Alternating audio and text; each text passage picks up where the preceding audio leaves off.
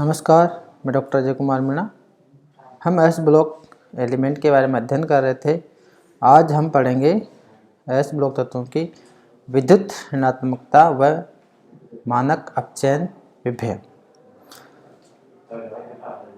हम जानते हैं कि एक क्षार धातुओं की प्रवृत्ति इलेक्ट्रॉन त्यागने की रहती है, अर्थात वो इलेक्ट्रॉन को त्यागते हैं, ग्रहण करने की नहीं, अर्थात वो इलेक्ट्रॉन को ग्रहण नहीं करेंगे आसान से। अतः ये प्रबल धन विद्युतीय तत्व होते हैं और इनकी विद्युत ऋणात्मकता के मान अत्यंत कम होते हैं, जो कि किसी वर्ग में ऊपर से नीचे की ओर जाने पर घटते जाते हैं। अर्थात जब हम क्षार धातुओं के वर्ग में ऊपर से नीचे जाते हैं तो इनकी विद्युत ऋणात्मकता के मान घटते जाते हैं, और हम ये जानते हैं कि ये इलेक्ट्रॉन त्यागते हैं न कि ग्रहण करते हैं। तो जो सारणी दी गई है उसके अंदर देखो तत्व दिए हैं लिथियम, सोडियम, पोटेशियम, रुबिडियम और सीजियम। अब इनकी विद्युत ऋणात्मकता के मान देखते हैं। लिथियम के जो मान है 0.98, सोडियम के जो 0.93, पोटेशियम के है 0.82, रुबिडियम के 0.82, सीजियम के 0.79। इस तरह हम देख रहे हैं कि वर्ग में ऊपर से नीचे जाने पर या फिर लिथियम से सीजियम की तरफ जाने पर इनके विद्युत ऋणात्मकता के मान घटते जा रहे हैं या फिर कम होते जा रहे हैं। इलेक्ट्रॉन त्यागने की प्रबल प्रवृत्ति के कारण इनके मानव अपचयन विभव के मान उच्च ऋणात्मक होते हैं। अभिक्रिया दी हुई सामने M+, यहाँ पे कोई भी धातु हो सकता है या क्षार धातु या फिर S ब्लॉक का कोई भी धातु। M+ एक्वस या जलीय है, प्लस E- अर्थात इलेक्ट्रॉन जुड़ रहा है तो M या मेटल सॉलिड हो जाए, S यहाँ पे सॉलिड के से संबंधित है। M कोष्टक में S के लिए क्षार धातुओं के मानक अपचयन विभव के वोल्ट V के मान निम्न प्रकार है, अर्थात इनके मानक अपचयन के मान निम्न प्रकार से है।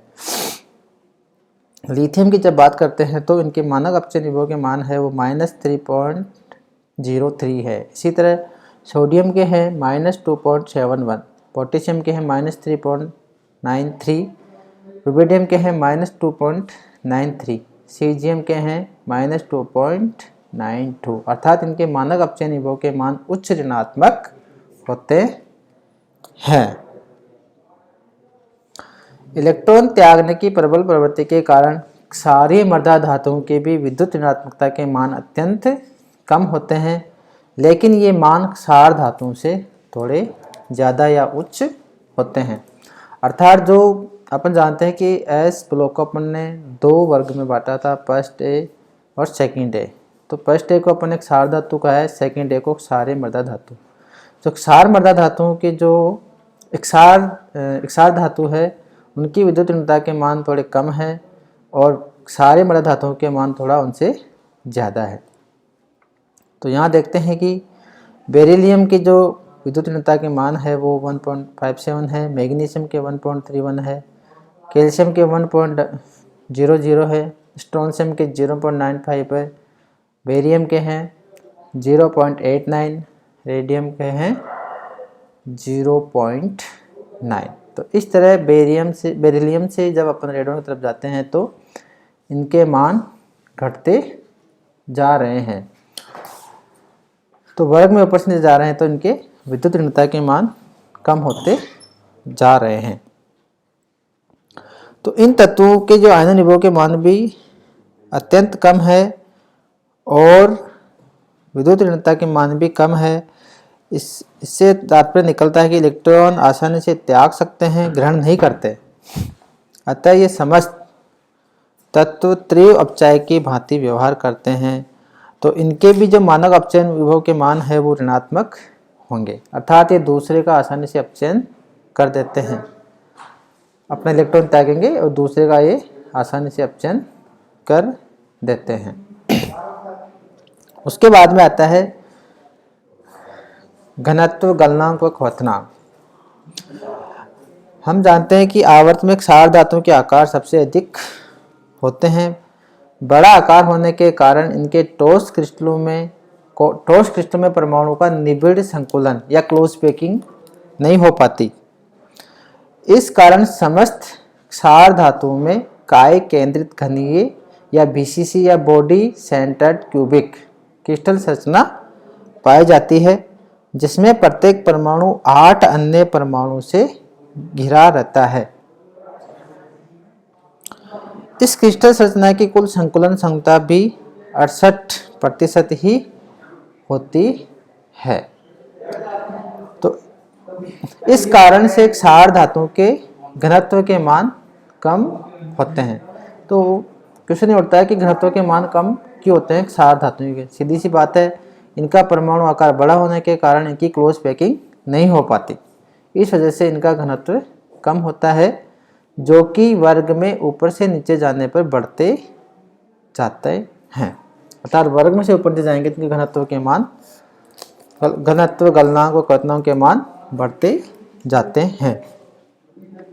इनके अणु के मध्य दुर्बल आकर्षण बल होने के कारण ये धातु मुलायम तथा कम गलनांक व क्वथनांक वाले होते हैं और ऊपर से नीचे जाने पर ये घटते जाते हैं।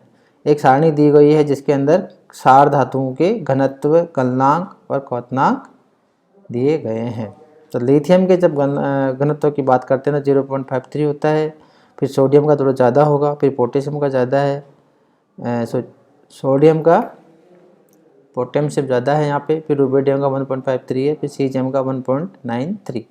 गलनांक की बात करते हैं तो लिथियम का है 453.5, फिर है 370.8, फिर 336 है पोटेशियम का, और रुबिडियम का 312 और सीजियम का 301। फिर है क्वथनांक 1620 है लिथियम का, 1154 है सोडियम का, 1038.5 है पोटेशियम, रुबिडियम का 961 और सीजियम का 978 केल्विन क्वथनांक है, जो कि अपन देखने की ऊपर से नीचे जाने पर इनके मान घट रहे हैं यहाँ पे। क्षार धातुओं की तुलना में क्षारीय मृदा धातु भारी व कठोर होते हैं तथा इनके गलनांक क्वथनांक भी उच्च होते हैं। इसका कारण इनका छोटा आकार व उच्च आवेश घनत्व होता है। अर्थात जो क्षारीय मृदा धातु है वो थोड़े भारी व कठोर होते हैं क्षार धातुओं की तुलना में, और इनके गलनांक व क्वथनांक भी थोड़े ज़्यादा होते हैं। तो इसका कारण सीधा सा यहाँ पे इनका छोटा आकार व उच्च आवेश घनत्व। तो यहाँ पे एक सारणी दी हुई है जिसके अंदर क्षारीय मृदा धातुओं के घनत्व, गलनांक व क्वथनांक दिए गए हैं। इसमें भी अपन देख रहे हैं कि ऊपर से नीचे जा रहे हैं तो इनके गलनांक व क्वथनांक बढ़ रहे हैं, अर्थात बेरिलियम से रेडियम तरफ जाते हैं तो इनके गलनांक व क्वथनांक के मान बढ़ रहे हैं। इस तरह घनत्व तो बढ़ेगा, लेकिन गलनांक व क्वथनांक ऊपर से नीचे जाने पर थोड़ा कम होता जा रहा है, कुछ जगह बढ़ रहा है, कुछ जगह घट रहा है। तो इस तरह जब अपन बेरिलियम से रेडियम तरफ चलते हैं तो घनत्व तो बढ़ रहा है।